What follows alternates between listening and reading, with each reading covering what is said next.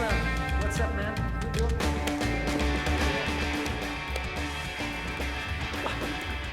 Un, deux, trois. Hello, here is Buzzman.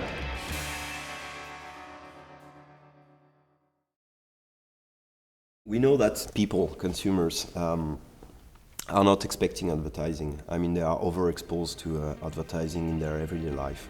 So if you want to create a minimum of emotional connection with them, you have to provide them a content that will make them feel cool, happy, emotionally touched, etc., etc. I like this sentence from Bob Thacker telling us that if you want to crash the party, you have to bring some champagne. Okay, that's what we are trying to do. The inspiration was coming out from the US. That was, this curve, this new area regarding the digital advertising. George used to be a copywriter within the major French advertising agency in Paris.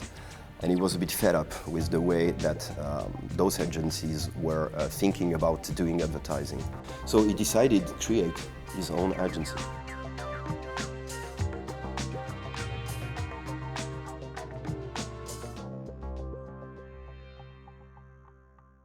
TippEx's wanted to develop a global European campaign that will allow TippEx's to come back in the top of mind, at the top of the shopping list of our shopper in September. The industry of whiteout is very linked to a season.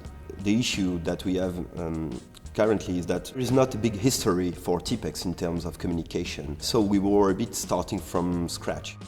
At first we think about doing with some, metaphor of what is the TippEx's. So we wanted to make avalanches on mistakes, so maybe avalanches on tyranny like Hitler or Saddam Hussein, things like that. But we said ourselves it was too classical and not really surprised. We have another idea like a time machine, because when you make a mistake you want to go back to the past and to erase it, in fact, so we think about that. We wanted to make something really interactive, really new, and we asked ourselves how the TippEx's could be used on the internet, because it's a paper product. Yes. So I take TippEx's in my hand and I try to erase things on the screen of my laptop. After we said, okay, it would be cool if we can just erase something on YouTube, and why not we write something else later? YouTube was obvious from the beginning in terms of power and in terms of broadcasting. All the figures are better than any other video platform in the world. The thing is that YouTube is so huge in terms of usage for people that you would be crazy and insane not using it as an advertiser. After we have the choice of the platform, the idea comes really quickly, because lots of people in YouTube enjoy video with animals, with all kind of tricks. So we put it inside our story, and the choice of bear. And what's the opposite of a bear? It's a hunter. In fact, there is just one or two guys in the world who can make this.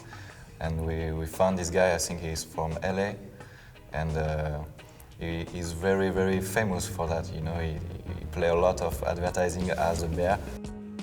We made a survey on around like 500 people, asking them what should be like the 100 queries that you will type in the blank. Took the 42 most entered queries, and then we produced those 42 scenes.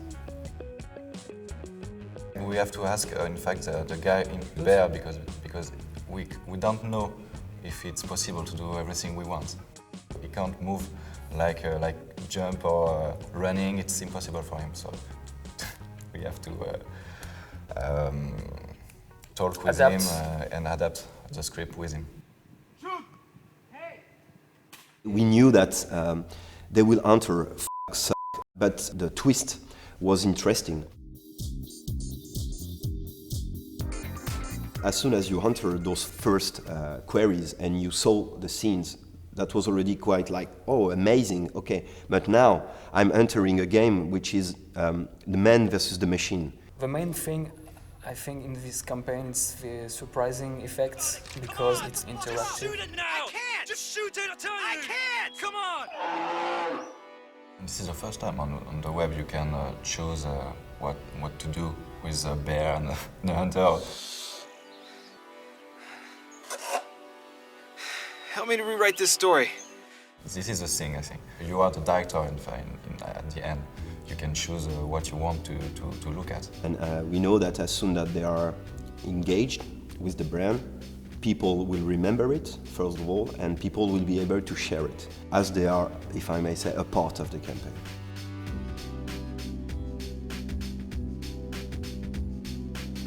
You know that two famous people, if I may say, they shared the campaign on their Twitter, so it means that when you had their both followers, you are about like 3 million people, and those famous people are Ricky Martin and Alyssa Milano. When we had contact with people from YouTube in France, we immediately felt that they were quite also amazed as our clients by the idea, and so that they were ready to put some of their energy and their time on this idea. On the first day, we reached like 1 million in 24 hours. And we know from the people of the marketing at TippEx's that the product has been sold 30% more than the previous year. That was not what we were expecting, definitely. We were very pleased, but very surprised at the same time. A good ad, it's not because it's the first one. A good ad, it's just because you answer the brief and you sell the product, in fact. That's our job. Anyway, sometimes you are the first one, and that's cool, being the first one, because that allows you to provide the content that is relevant. But sometimes you're not the first one and the content is still relevant. Okay? Nobody gives a beep about that.